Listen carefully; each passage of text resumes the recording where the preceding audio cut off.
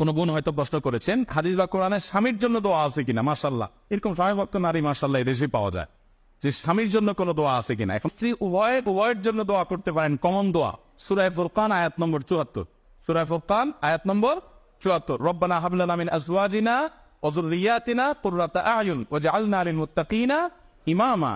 আল্লাহ আমার জীবন সঙ্গিনী স্বামী স্ত্রী উভয়ের জন্য নিয়ত করতে পারেন, তাকে আমার চক্ষু শীতলকারী বানিয়ে দেন।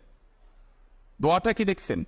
আল্লাহ রাব্বুল আলামিন কি দোয়া শিখিয়ে দিয়েছেন। আল্লাহ ছেলেরা দোয়া করবে স্ত্রীর ব্যাপারে, আর মেয়েরা দোয়া করবে স্বামীর ব্যাপারে। আল্লাহ জীবন সঙ্গিনী আমার যাকে দিবেন সে যেন এমন হয় যে তাকে দেখলে আমার নয়ন জুড়ায় যায়, চক্ষু শীতল হয়। দোয়া সারা জীবন পড়ছেন, আল্লাহ না করে দোয়া যদি কবুল না হয় তো বুঝবেন আল্লাহ তাআলা আপনাকে পরীক্ষা করছেন, সবর করবেন ইনশাআল্লাহ বিইذنিল্লাহ। আমার ছাত্র জীবন থেকে যখন এই আয়াতের সাথে পরিচিত হয়েছি তখন থেকে আমার মনে পড়ে যে কোনো দিন এই দোয়া পড়া বাদ রাখতাম না, কন্টিনিউয়াসলি পড়তে থাকছি। আলহামদুলিল্লাহ দোয়ার ফল পাইছি, আল্লাহ শুকর।